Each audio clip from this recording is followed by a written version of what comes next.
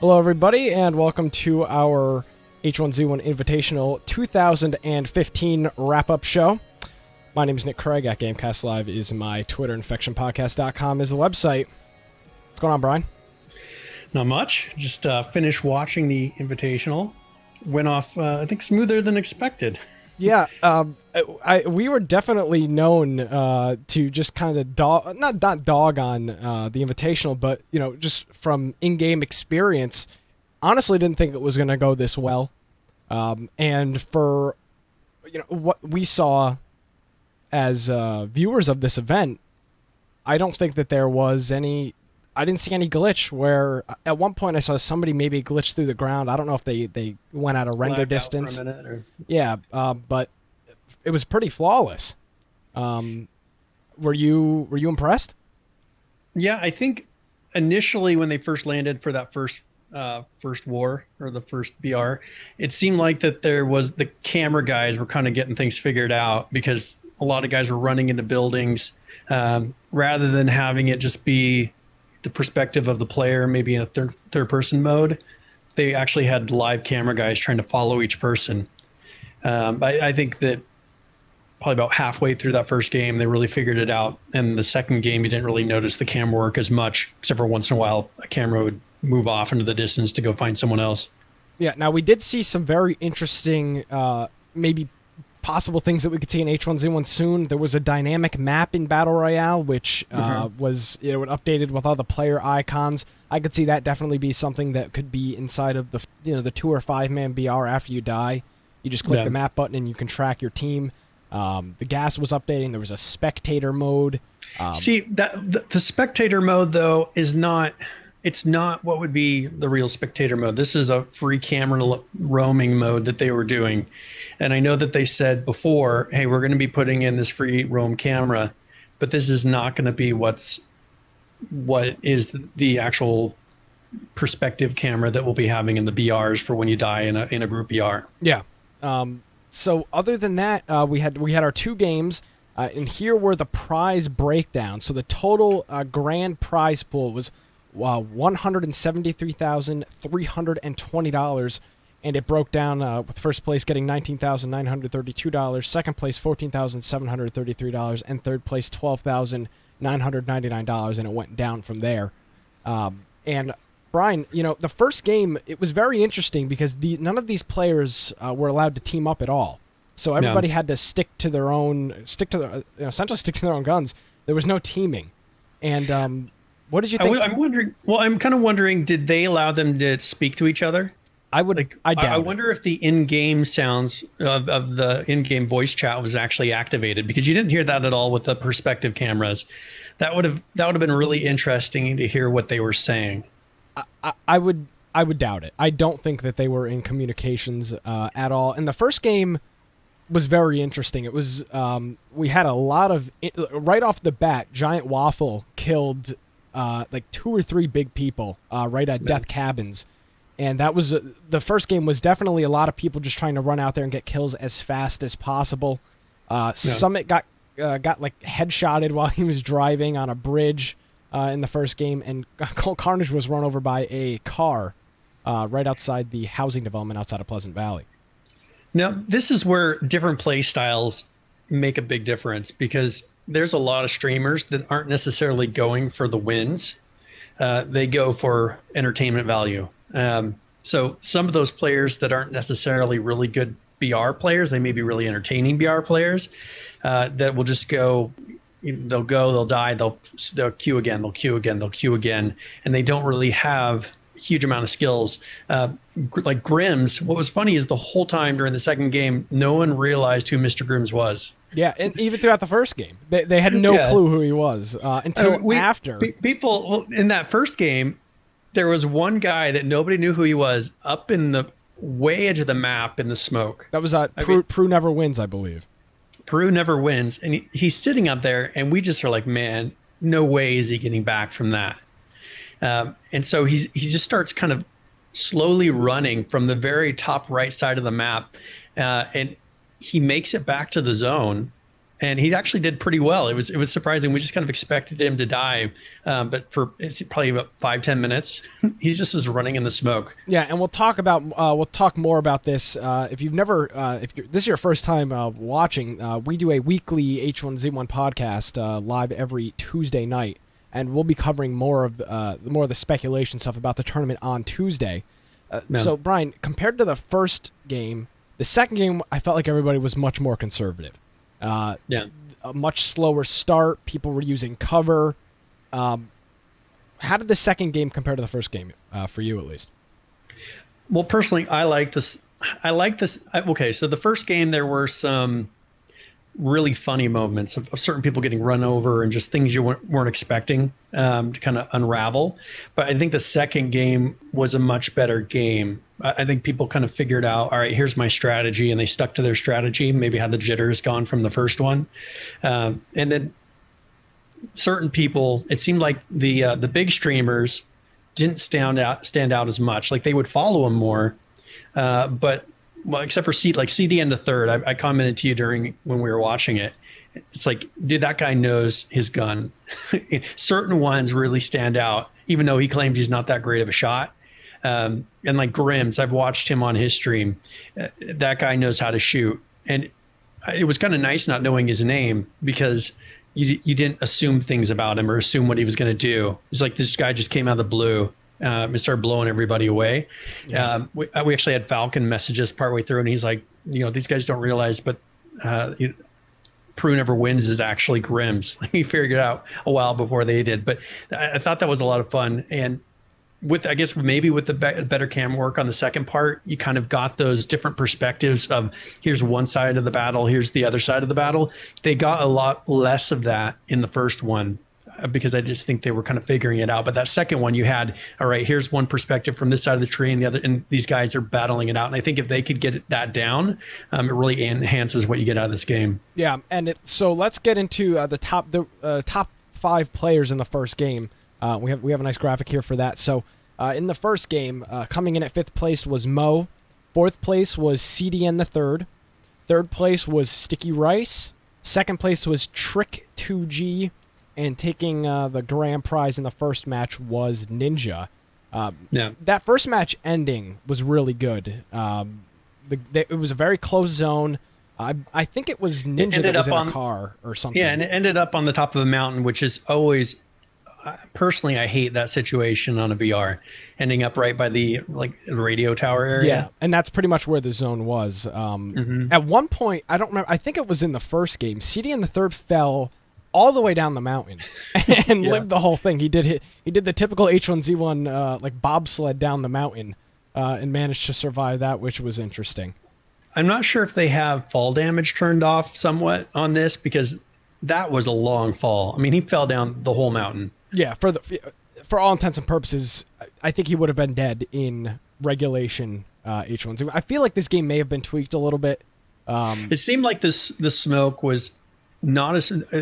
It seemed like it was progressive, because for people to survive in the smoke for 5 minutes, I just feel like that never happens to me. But usually I'm always in the end smoke if I'm going to do it. It seems like it's really progressing, so I've not noticed as much.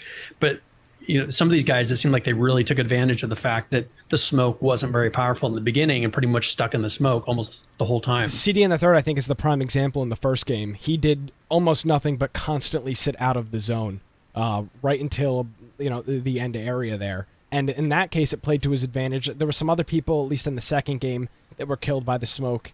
And then the commentators, it was really interesting. A lot of the commentators, besides Jimmy, seemed to be very uninformed about how the smoke worked, because they would announce color commentators. They're not necessarily yeah, and they were just like, players. Oh my God, you got to get out of there! You got to get out of there! Not realizing that you have got about 5 minutes between from when they announce the smoke until you actually have to be to that zone or more. So that was very interesting, at least from a viewer standpoint, listening in on that. Yeah, and Hovercat Z1 in the chat saying he felt the same way. So in the regular game, pretty much fall damage is still off. Okay. And I figured they would turn it on somewhat, but I guess they didn't want to have any ridiculous falling deaths in this, where someone just kind of auto runs off a mountain or something. Yeah, somebody was. Now, other than that, there were no bad kills, everything for the most part, and I tweeted this out while we were watching, the gun game seemed to be very good. Yeah. A lot of like, these are all, for the most part, these are all skilled players, right? These are people, this isn't your typical 60-man battle royale that you queue up into. These are all like seasoned veterans in this game for the most part. And that definitely showed with the gun battle. A lot of trees, a lot of bushes. I think Lyric got a bunch of crap in the first game for just kind of hugging around the bushes. But yeah, that's they kept saying, success, "Oh, they kept saying, oh, he's hiding in a tree. You know, he's not really." But if you want to make it to the top 10 guaranteed, I mean, that's the way to do it. A lot of these guys, just the people like at Death Cabins when it first started, if you're one of the 4 people at Death Cabins, generally only one person's walking away from that. Yeah, and in that case, if you take the safe route and back up a little bit and do what he did, come in slowly, wait, kind of pick stuff up as you go, at least you're guaranteed to most likely get some money. You're going to get in that top 10, which is really the point. It's not like a regular Twitch stream where entertainment is what it's all about. It's about winning. Yeah, and even the 10th place prize was $1,734. So you're walking out with almost $2,000, even if you just came in the top 10. So besides the camera work and everything else, Brian, right when the stream started, you and I were, I guess, a little bent on the fact that there was no first-person view. Like it wasn't a game where you could actually spectate the character. It was always this over-the-shoulder view. And while in the first game it was really jerky, I feel like in the second game they either tightened it up a little bit or I just got used to it. But I think that would have helped. A lot of the gunfights were hard to see. The double box, in my opinion, did not work. The text, even the commentators could not read who was could not read the names of the people. Yeah, and I'm sitting here like squinting with my eyes right next to the screen trying to make out who is actually shooting at who. And but other than that, pretty good. I think they would have been a little bit better off if they had the option to switch to that perspective of the person. Yeah. Because sometimes, especially when you got into those little rooms where they're trying to swing that camera, it just didn't seem smooth. I mean, it kind of takes you out of it a little bit. And I think if they could have got to where, and that's something I'm sure they're working on, because that's what it's going to be for the type of perspective that we see, once they implement that. But they just didn't have it ready to where it was smooth. And that's a lot of information. They more have just had a player in the game that was invisible, that could fly. And that's what they had, Yeah, just pretty much zipping around. Yeah, and I think you really noticed it, Brian, towards the end of the game when everybody was in the trees. Because that floating camera would just go from position to position, and you're wondering, where are the... And there was a few times where the commentators would say, "Oh, the camera guy lost." Yeah, they lost track of where the person is. We definitely... The winners of this tournament were not what people were expecting. We were expecting a Cole Carnage to win, a CDN the third, Summit, and for the most part, in the first game, none of those guys, besides CDN the third, really made it too far.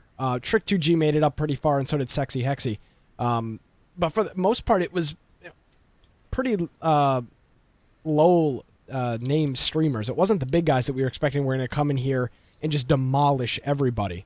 I don't know. That's what I kind of expected, though. Like, I think I called out a number when this was first announced. I kept saying, I think Grims is going to win, Mr. Grims, because just with him, he takes this game so seriously. Yeah. And I just think a lot of them don't take the game so seriously. Like it's just a purely entertainment thing. And I think the ones that are what we would call the smaller streamers, or the ones you wouldn't know about as much, they're the ones who are actually taking this game incredibly seriously. So their skills are going to be better. Exactly. Than I think the people that are doing it purely for entertainment value. Yeah. So that was the first game. And we're just doing a quick wrap-up show here. Now, the second game, like I mentioned, a lot more conservative off of the gate. And there were definitely moments in the second game where nothing was happening for a good few minutes. Like, they would just keep going from camera angle to camera angle. A lot of shooting at vehicles. Kind of work their way in. Yeah, a lot of just shooting at passing vehicles, which there weren't any vehicle explosion kills that I saw throughout the whole thing. But our top 5 in the second round, or in the second of 2 games here, was Elomine, Optic, Solid FPS, Josh OG, and Peru Never Wins, which we found out, or the commentators found out after the thing was over, that was Grim, and that was the same prize breakdown as the first one. Solid FPS, Brian, a lot of people don't know, was a community member. If you look at his Twitter, he's got like 70 followers on Twitter or something. I was doing some research during the live stream. So he made it pretty far into the thing, and Josh OG is another live streamer. But definitely, I think people decided like, hey, we may have played this way in the first one, but we've got to play a little more conservative and try to win in this second one. Now that in that final battle, I mean, that really came down to it. They ran out of med kits. Mm-hmm. Like no one had a grenade, or well, you couldn't really see their inventory. You didn't see the screen of them pulling up their inventory to see what they had, which that would have kind of been fun, right? Yeah. I think maybe if this is something they continue to do to where they can get that perspective camera, maybe even see what the person is doing, so because that's part of it is you see that skill of them going in, all right, bandaging up, pulling out a Molotov, throwing it, and then just the way they play the game. And on this, you could only see the end result of what they were doing. So when it came down to the very end battle like that, you didn't know, like, okay, they're standing behind these trees. Are they bandaging up? Are they like looking at what they have to throw at them? What's going on? I think if later, once they get that perspective camera, I think that could make this even better. Because they could do this free roaming one, but they could then switch to that when needed. And I think even CDN the Third said after he was interviewed after the first game that when he was killed, he was in his menu or he was in the map, or he said something to that extent. So I think definitely this is something that Daybreak has kind of insinuated. This is going to be a yearly thing. And if that's the case, definitely next time around here, there needs to be a direct output from the person's computer so that you're actually seeing their HUD and what they're seeing on their screen. Because there was a lot of missed shots from like Summit. There was a point where he was just spraying at a hill. And it would have been interesting to see his perspective on what he was shooting. If he actually was shooting, because it could be that the camera perspective on it makes it look like he's missing, but it could be that if you saw his perspective, like his sights are right on the guy. Exactly. So and maybe that was a reason that we didn't see that first person view. Maybe there was something that was going on server side that wasn't seen because of that third person angle. But like I say, rolling back to what we had before. For the most part, the event went pretty well, and here's a few notes I jotted down for Game 2. Cole Carnage killed Waffle at a few minutes into the first match by punching him to death. With a punch, yeah, and that would have been fun to see. They kind of missed it. Like exactly. They came in right at the end. Yeah, and I know it's tough to see everything, but especially when they had, if you noticed, Brian, on the right-hand side, they had everybody's health, and there were little they would turn yellow when they were getting hit. Yeah, a punch death is pretty. It's not two punches and you're dead. I mean, somebody should have been like, hey, there's these two guys are just losing like 10% health at a time or 5% health at a time. We should go check this out. So we missed that one. We learned in Game 2 that campers never win. Somebody was camping on the dresser in one of the houses, and he got one kill, but then he just got obliterated by somebody else. And then Carnage, he was hiding in a trailer. I don't know if that was the one, but the one where he was laying down in a trailer and died. And he was sitting there with an AK, I believe, and just totally got obliterated by the shotgun. And then there was a grenade kill in the second game. Jericho got killed by a grenade, and that was pretty cool to see. Those invitational players used the grenades and the Molotovs to their benefit. There was a lot of fire on the ground. At one point, somebody was on fire in the first game, I think. So they're using. Do you think they really need to put in a grenade slot? Because I find myself, and I know there's some people that really use the grenades, but I find myself never using them because it's such a pain. Yeah. Especially if you have rifles, you can't switch. You've got a shotgun, you got an AR, maybe you have the 308. Mm-hmm. Like, you can't use the grenades. Yeah. So realistically, you probably don't have the room. And I think the commentators were kind of speculating at the end of the second game when people were just standing behind trees. Like, are they going? It's like, well, they don't have a grenade. Well, maybe they just couldn't put. Maybe that's what they were sitting and doing. Like, we were trying to figure out what they were doing. Maybe they're trying to make room in their bag to be able to put a gun. Exactly. And then swap to a grenade or something. I guess that totally comes down to the strategy, though. Exactly. Alrighty, Brian. Well, this is our wrap-up show. Any final notes from you before we head out here? Well, okay. My one thing is those pig heads. Why didn't they give one of those to every single player?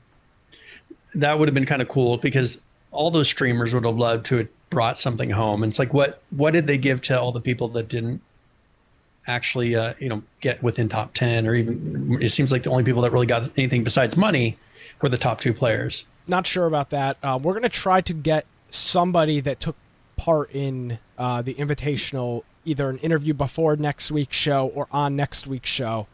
So we're going to try to scramble and make maybe we can get some, we only had, not being at TwitchCon, we only have so much information in terms of.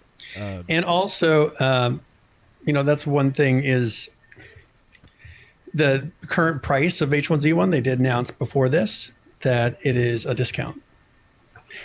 So we'll Ross see. Eraser says, "What is this, kindergarten? Everyone wins." No, Yeah. I think everyone should have something for participating. There were only 60 people, so yeah, I mean they could. I know that they had to hand make. If you see what the process of how they made those things, they had to hand make all of those. But I think that at least something for people to put, and maybe not the super big streamers, they would have loved to say, hey, look, I participated in this, and put that back on their backdrop. Just something to show I was included in this, other than, something on the internet somewhere. All right, Brian, where can people find you on the internet? Of course, if you want to go to Google+, you can go to google.com/plus Brian Aldridge, or go to biteoftech.com. And of course, go to our website, Infection Podcast. And on there, we have our Steam group. So make sure you join that. Definitely. Like I said at the beginning, my name is Nick Craig. At Gamecast Live is my Twitter. InfectionPodcast.com is the website. We will be live, and we are live every Tuesday at 7 p.m. Eastern time. With Infection, we cover the week's news in H1Z1. You can follow us on Twitter at InfectionCast. Our YouTube channel is Infection Podcast, and our website, InfectionPodcast.com. Guys, thanks for watching our 2015 H1Z1 Invitational wrap-up show, and we hope to see you soon.